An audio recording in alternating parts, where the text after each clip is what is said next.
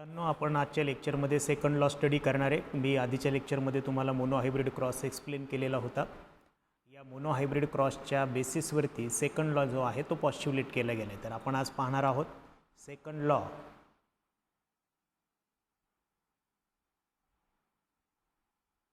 That is law of segregation. This law is also called law of purity of gametes. This is the another alternative name of this second law.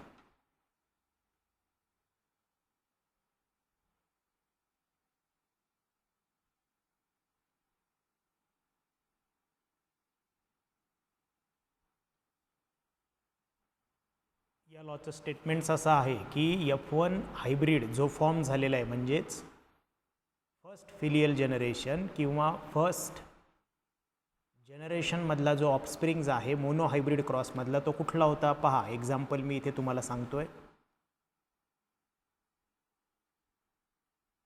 F1 hybrid. आता what is the genotype of F1 hybrid? Capital T small T. बरोबर.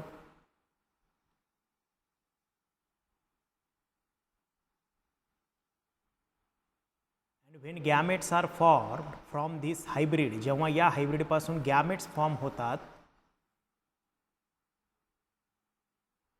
here it is a formation of gametes. I write here the gamete formation.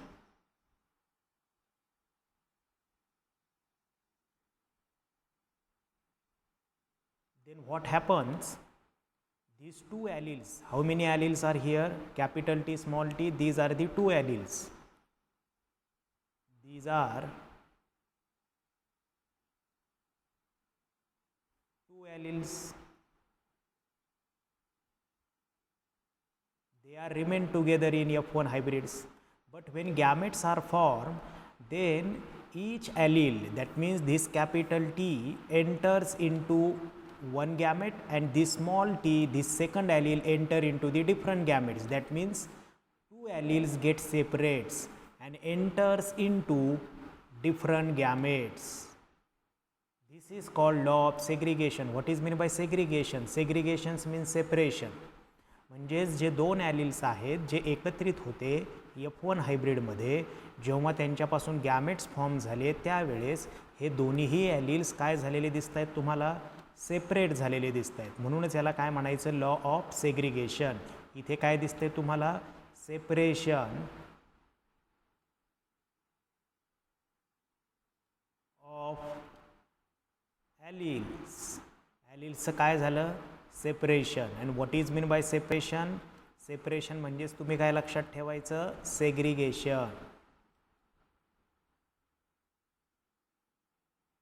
मग हे जर तुम्हाला समजलं असेल तर मग आता हा लॉ काय आहे तो समजून घ्या. त्याचे स्टेटमेंट्स बघा, मी तुम्हाला सांगतो. What is the statements of this law? When hybrid that is F1 forms gametes, when F1 hybrid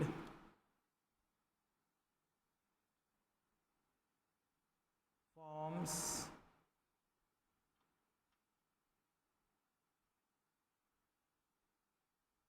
gametes,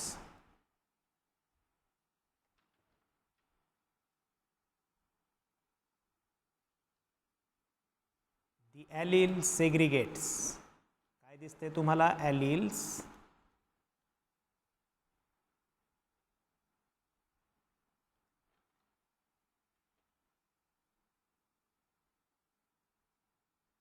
segregate from each other.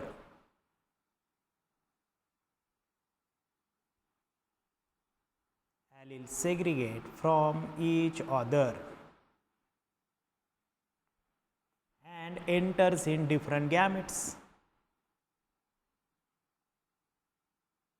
And enters in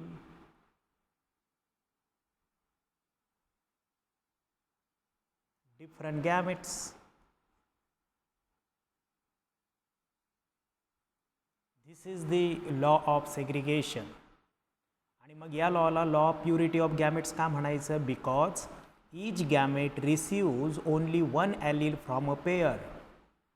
Therefore, each gamete is pure that particular alleles. कारण एका गॅमेट्समध्ये बघा एकच ॲलिल आहे capital T, या गॅमेट्समध्ये बघा small T, त्याच्या जोडीला दुसरा आहे का? नाही, म्हणजे हा प्युअर झाला. बरोबर. म्हणून इथे तुम्हाला काय लक्षात ठेवायचं आहे? Why this law is called purity of gametes. त्याचा ॲन्सर मी तुम्हाला देतो. Why this law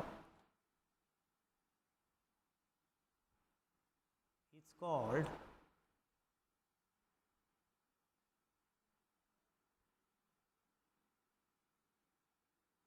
purity of gametes?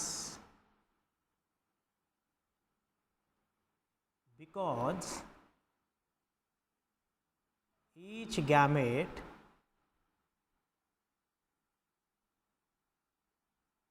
receive only one allele, only one allele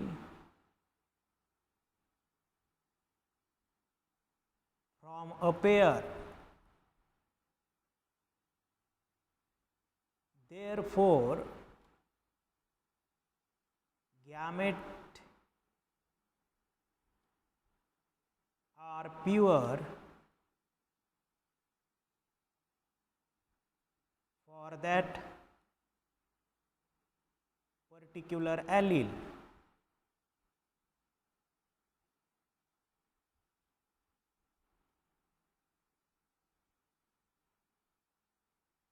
This is the reason why this law is called law of purity of gametes. तर ठीक आहे. तर आपण आजच्या या लेक्चरमध्ये पुढे जाणार आहोत आणि पाहणार आहोत दुसरा एक्सपेरिमेंट, किंवा त्यालाच म्हटलं जातं डाय हायब्रिड क्रॉस. आणि त्या आधारावर मेंडेलनी थर्ड लॉ जो आहे लॉ ऑफ इंडिपेंडंट असॉर्टमेंट, हा लॉ पॉस्ट्युलेट केला गेला. तर आपण आधीच्या लेक्चरमध्ये जसा मोनो हायब्रिड क्रॉस पाहिला, तसा आजच्या लेक्चरमध्ये तुम्हाला मी डाय हायब्रिड क्रॉस एक्सप्लेन करणार आहे. व्यवस्थित समजून घ्या, सोपा आहे.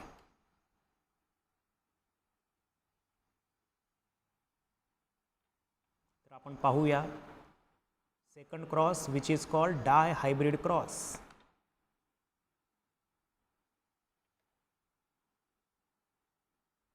मी टायटल देतो इथे, डाय हायब्रिड क्रॉस. आता याला डाय हायब्रिड क्रॉस का म्हणायचं त्याचा ॲन्सर समजून घ्या. कारण इथे जे दोन पॅरेंट्स आपण सिलेक्ट करणार आहे, हे दोन्हीही parents they are differ in two pair of contrasting characters. म्हणजे त्यांच्यामध्ये जो डिफरन्स आहे, दोन कॉन्ट्रास्टिंग कॅरेक्टर्स जे आहेत ते एकत्रित आपण इथं स्टडी करणार आहेत, म्हणजे क्रॉसमध्ये इन्व्हॉल्ड आहेत. म्हणून त्याला डाय हायब्रिड क्रॉस म्हणायचं. तर डाय हायब्रिड क्रॉसची डेफिनेशन आहे, व्हेन टू होमोझायगस पॅरेंट्स, बघा मी इथे लिहितो आहे आणि त्याच पद्धतीने तुम्हाला एक्सप्लेनेशन पण इथे देतो आहे. When to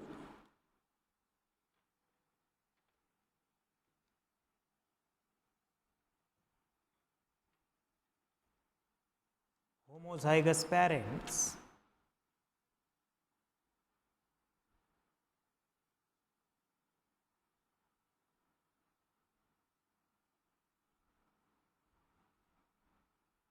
differ in two pair of contrasting characters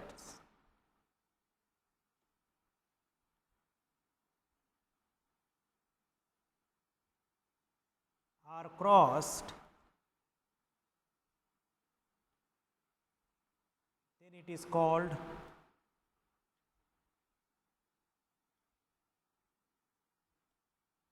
dihybrid cross.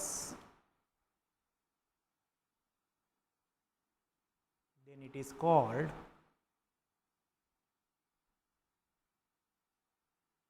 dihybrid cross. Simple definition आहे आणि ही जी डेफिनेशन मी इथे मेन्शन केली आहे ती एका उदाहरणाद्वारे मी तुम्हाला समजून सांगतो. तर काय लक्षात ठेवणार तुम्ही, कोणामध्ये क्रॉस झालं आहे? होमोझायगस पॅरेंट्समध्ये.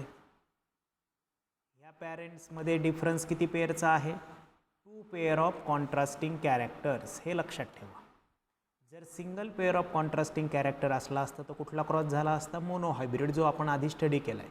तर इथे तुम्ही लक्षात ठेवायचं 2 parents differ in 2 pair of contrasting characters. तर मग मी इथे तुमच्यासमोर हा डाय हायब्रिड क्रॉस इथं मेन्शन करतोय. तर मी इथे घेतोय पॅरेंट्स. नेहमीप्रमाणे मी तुम्हाला इथे हा पॅटर्न इथं जसा आपण मोनो हायब्रिडला पाहिला आहे तसाच मी इथे घेतो. पॅरेंट्स आहेत, एका पॅरेंट्सचं इथे कॉन्ट्रास्टिंग कॅरेक्टर्स मी घेणार आहे. Yellow round seed, yellow round seed म्हणजे काय की इथे येलो कलरची राऊंड अशी ही सीड असणार आहे. ठीक आहे, हे पहा, this is called yellow round seed. वटाणा जो आहे तो येलो कलरचा असेल आणि राऊंड असेल. क्रॉस्ड विथ, कोणाबरोबर क्रॉसिंग झालं? Crossed with green wrinkled seed. Green wrinkled seed. मग ग्रीन रिंकल्ड सीड म्हणजे काय? हे पहा, ही रिंकल्ड सीड, ही रिंकल्ड सीड पूर्ण राऊंड नाही आहे, रिंकल्ड आहे. मग या दोघांमध्ये क्रॉसिंग आहे. ठीक आहे, मग आता पॅरेंट झाल्यानंतर मी काय लिहिणार इथे? त्यांचा जिनोटाईप.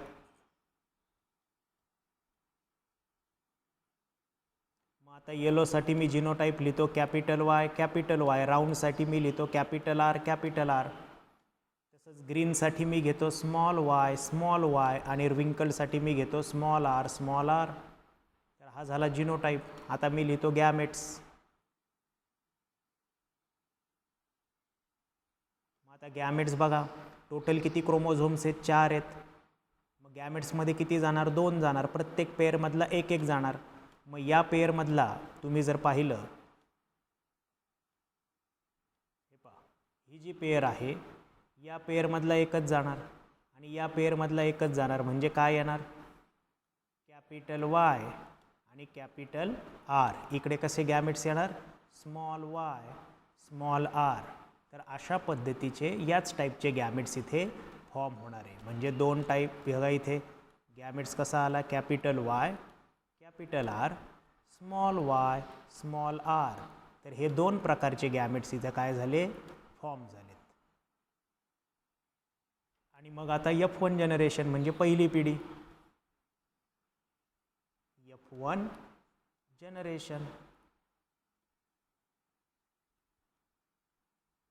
मग F1 जनरेशनमध्ये आपण काय दाखवत असतो?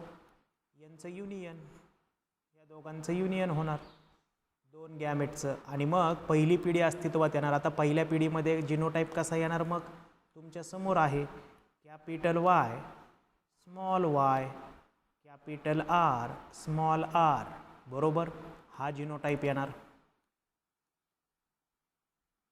दिस is the जिनोटाईप.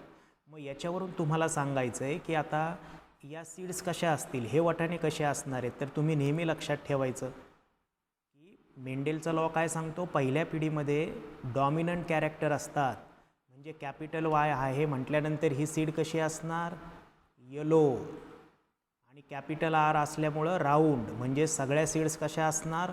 All yellow round seeds. कशा असणार आहेत? ऑल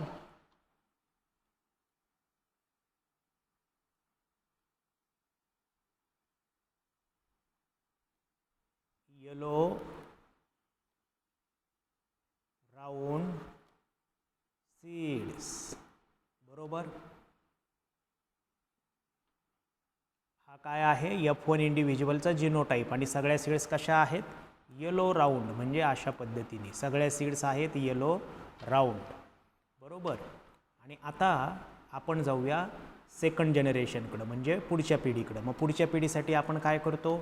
यांनाच काय म्हटलं जातं? F1 hybrid. यालाच काय म्हटलं जातं? F1 hybrid. आता याला हायब्रिड का म्हणायचं तर तुम्हाला सांगतो बघा. इथे तुम्हाला किती प्रकारचे ॲलिल्स दिसत आहेत? 2 प्रकारचे, एक कॅपिटल डॉमिनंट आणि दुसरी रिसेसिव्ह. इथे पण बघा कॅपिटल आर डॉमिनंट ॲलिल आहे, स्मॉल आर रिसेसिव्ह ॲलिल आहे. म्हणजे इथे एक डॉमिनंट आणि एक रिसेसिव्ह डिफरंट टाईपचे ॲलिल्स आहेत एकत्र आलेल्या, म्हणून त्यांना हायब्रिड म्हणायचं, हे लक्षात घ्या. मग जेव्हा आपण सेकंड जनरेशन पाहत असतो तेव्हा काय केलं जातं? Selfing of F1 hybrid, selfing of F1 hybrid. म्हणजेच काय करणार इथे मी? येलो राऊंड F1चा फिनोटाईप काय आला? Yellow round crossed with yellow round. तेच दोघं जण आपण घेणार, yellow round seed crossed with yellow round seed, बरोबर. आणि मग त्यांचा जिनोटाईप काय आहे? Capital Y small Y, capital R small R, capital Y small Y, capital R small R. मग यांचे गॅमेट्स. आता गॅमेट्सच्या बाबतीत लक्षात ठेवा, गॅमेट्स बघा मी इथे घेतो, हे मेल गॅमेट, हे मेलचं साईन आहे. आता गॅमेट्स किती प्रकारचे फॉर्म होणार हे महत्त्वाचे आहेत. बघा मी कसे कॉम्बिनेशन्स लिहितो आहे. हा कॅपिटल वाय, हा कॅपिटल आर, झाला एक प्रकारचा gamete, capital Y capital R. हा कॅपिटल वाय आणि हा स्मॉल आर, हा झाला दुसऱ्या प्रकारचा gametes, capital R small R. नंतर हा स्मॉल वाय कॅपिटल आर, हा तिसऱ्या प्रकारचा गॅमेट्स. आणि चौथ्या small Y small R, small Y small R. अशा पद्धतीचे एकूण 4 टाईपचे गॅमेट्स आपल्याला फॉर्म झालेले दिसतील. लक्षात घ्या, ही पॉसिबिलिटी आहे गॅमेट फॉर्म होण्याची, बरोबर, या जिनोटाईपवरून. आणि अशाच पद्धतीने फिमेल गॅमेट्स पण फॉर्म होणार सेम, कारण दोघांचं पण जिनोटाईप सारखाच आहे. मग मी इकडे लिहितो फिमेल गॅमेट, हे फिमेलचं साईन आहे. सेम त्याच टाईपचे गॅमेट्स येणार, capital Y capital R, capital Y small R, capital Y capital R, small Y small R. ठीक आहे. आणि मग आता आपण जाणार आहोत F2 जनरेशनकडं. F2 generation.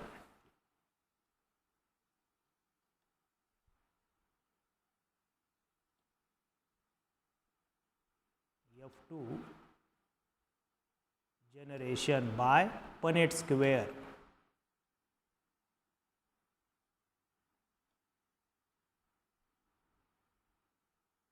Bye Punnett square. ठीक आहे, आपण आता F2 जनरेशन पाहूया Punnett स्क्वेअरनी. तर ते मी पुढच्या पेजवरती घेतो, पण सध्या आपण काय काय शिकलो आहे आत्ता एकदा बघा. आपण पाहिले डाय हायब्रिड क्रॉस, पॅरेंट सिलेक्ट केलेत.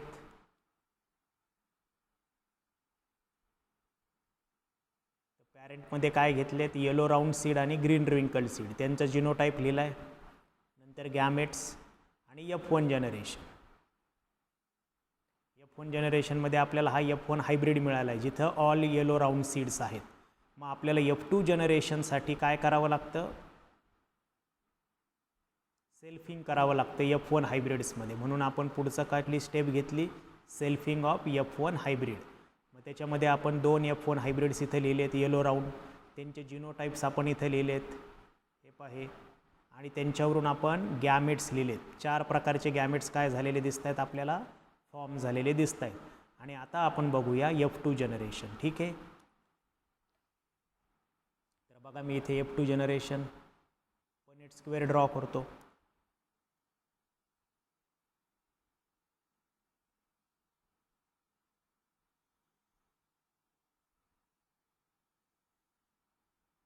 आणि आपण याच्यावरून जसा आपण मोनो हायब्रिड रेशो शिकलो 3:1 आलता, तसाच आपण डाय हायब्रिड रेशो काय येतोय तो पण शिकणार आहोत. या बाजूला आपण लिहू फिमेल गॅमेट्स, इकडे आपण लिहू मेल गॅमेट्स.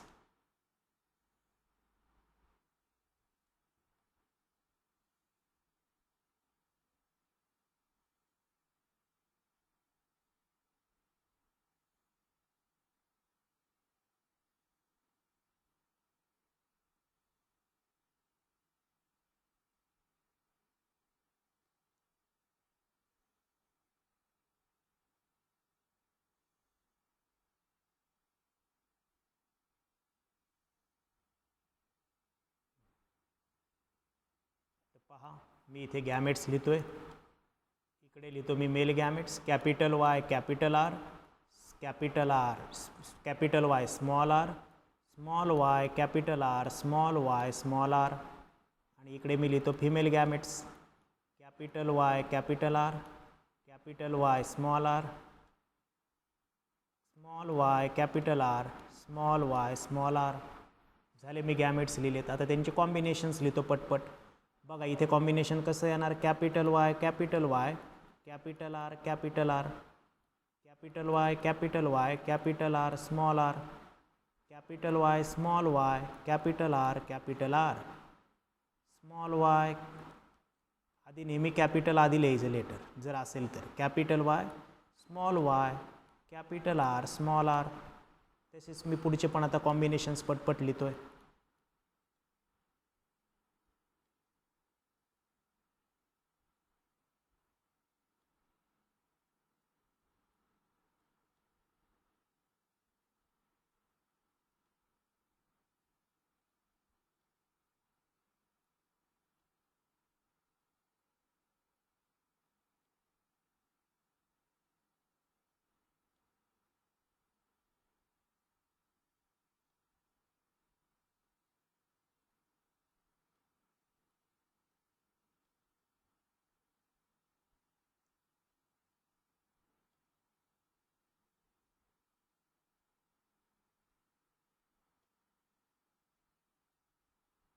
झाले, हे कॉम्बिनेशन्स मी लिहिलेत. म्हणजे हे सगळे आपल्याला जिनोटाइप्स मिळाले. आता याच्यावरून मी फिनोटाइप्स लिहितो. बघा तुमच्यासमोरच आहे. काय करतो मी बघा, आता इथे बघा कॅपिटल वाय कॅपिटल आर असेल तर सीड कशी आली, येलो राऊंड, म्हणून मी इथे लगेच लिहितो yellow round.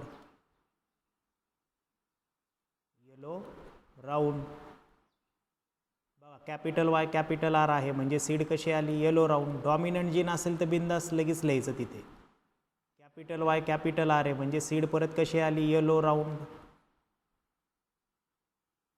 Capital Y capital R म्हणजे इथे पण सीड कशी आहे, येलो राऊंड. इकडे बघू कॅपिटल वाय कॅपिटल आर आहे म्हणजे इथे पण सीड कशी आली, येलो राऊंड. इथे बघा काय आहे, कॅपिटल वाय स्मॉल आर आहे. आता कॅपिटल वाय म्हटल्यावर येलो आणि स्मॉल वाय असल्यामुळं कशी झाली ही, येलो रिंकल्ड. ही कशी आली, येलो रिंकल्ड, म्हणून मी इथे लिहितो येलो रिंकल्ड. इकडे परत कशी आली, कॅपिटल वाय कॅपिटल आर म्हणजे परत येलो राऊंड. इकडे काय दिसते तुम्हाला, परत येलो कॅपिटल वाय आहे आणि स्मॉल आर आहे म्हणजे येलो रिंकल्ड.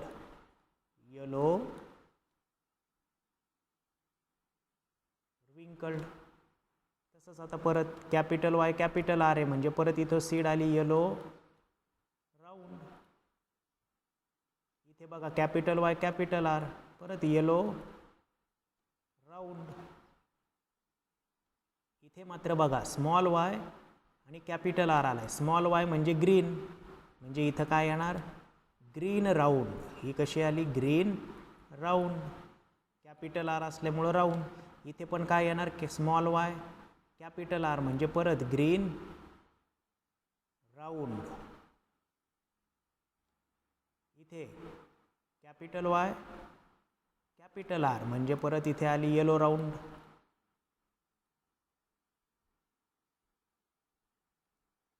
आणि इथे कॅपिटल वाय स्मॉल आर म्हणजे परत आलं येलो रिंकल्ड.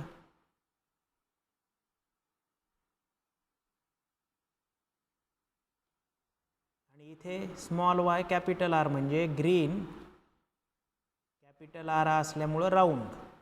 आणि शेवटी इथं काय दिसतंय, स्मॉल वाय स्मॉल आर म्हणजे ग्रीन रिंकल्ड. ही कशी झाली, ग्रीन रिंकल्ड. तर हे सगळे झाले फिनोटाइप्स. आणि मग आता आपण जाऊया फिनोटायपिक रेशोकडं. आपल्याला काय कॅल्क्युलेट करायचं आहे, फिनोटायपिक रेशो. पहिल्यांदा आपण फिनोटाइप्स लिहू इथे, फिनोटाइप्स.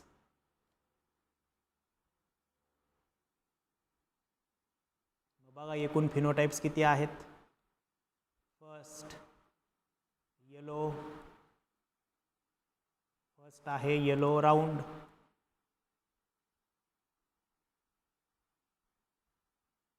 त्या मोजू किती आहेत, 1 2 3 काउंट करायचे आहेत, 1 2 3 4 5 6 7 8 9, किती आल्यात, 9 आल्यात, म्हणून मी इथे लिहितो 9. त्याच्यानंतर सेकंड येलो रिंकल्ड,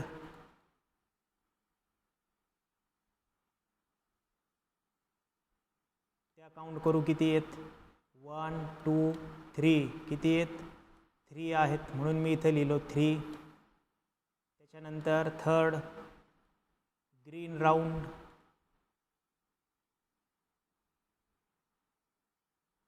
त्या काउंट करूया, 1 2 3, किती आहेत, 3, त्या मी लिहितो 3. आणि फोर्थ आहे ग्रीन रिंकल्ड,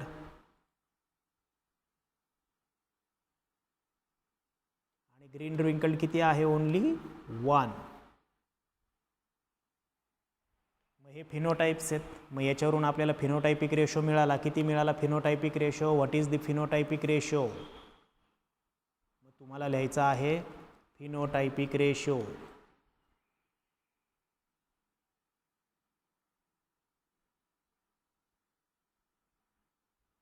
आणि त्या रेशोलाच काय म्हणायचं, डाय हायब्रिड रेशो.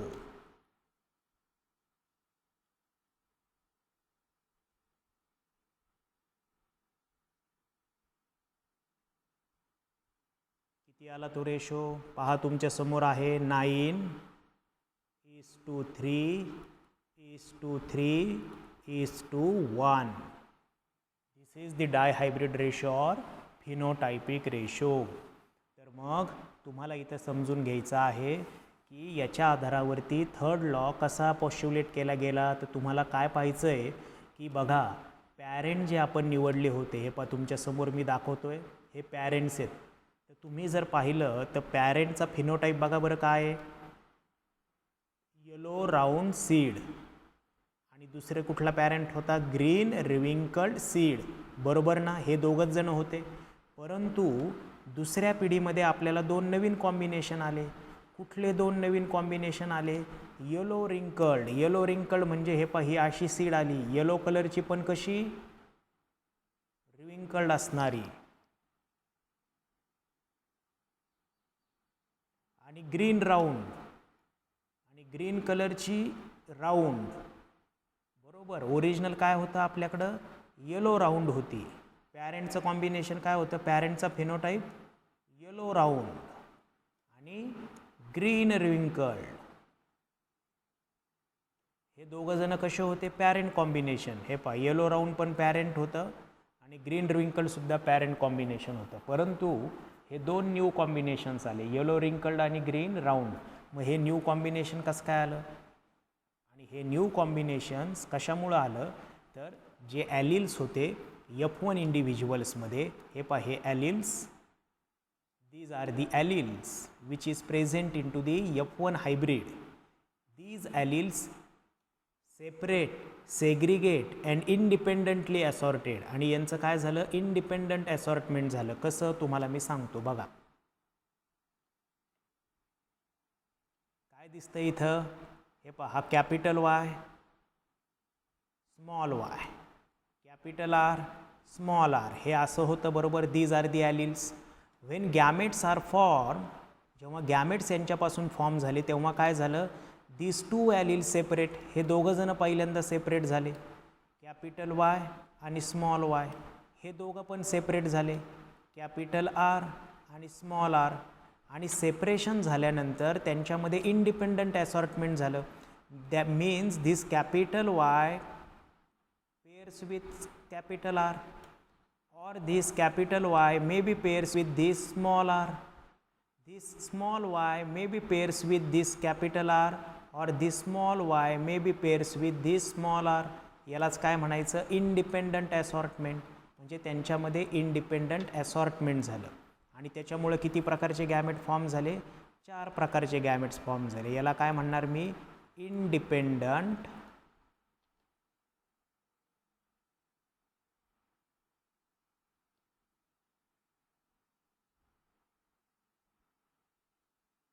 असॉर्टमेंट, बरोबर. हे काय आहे? Independent assortment.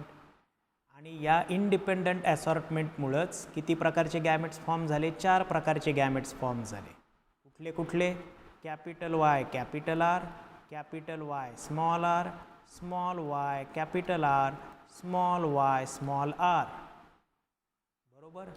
इंडिपेंडंट असॉर्टमेंटमुळं काय झालं? इथे 4 types of gametes are form. आणि याच्यामुळंच काय झालं? न्यू कॉम्बिनेशन आलं. हे पहा, येलो रिंकल्ड, बरोबर. कॅपिटल वाय स्मॉल आर, त्याच्यामुळं काय झालं? Yellow wrinkled. आणि दुसरं नवीन कॉम्बिनेशन कुठलं आलं? ग्रीन राऊंड, म्हणजे स्मॉल वाय कॅपिटल आर, बरोबर. आणि ओरिजिनल कॉम्बिनेशन काय होतं? येलो राऊंड आणि ग्रीन रिंकल्ड. तर अशा पद्धतीने हे नवीन कॉम्बिनेशन्स आपल्याला पाहायला मिळालं या डायहायब्रिड क्रॉसमध्ये, की जे प्रूव्ह करतं की इंडिपेंडंट असॉर्टमेंट झालेलं आहे आणि त्याच्याचमुळं हे 2 नवीन कॉम्बिनेशन्स, नवीन फिनोटाइप्स मेंडेलला ऑब्झर्व झाले. तर उद्याच्या लेक्चरला मी तुम्हाला या लॉचं स्टेटमेंट सांगेन आणि पुढचा पार्ट आपण कंटिन्यू करूया. ठीक आहे, आपण थांबूया.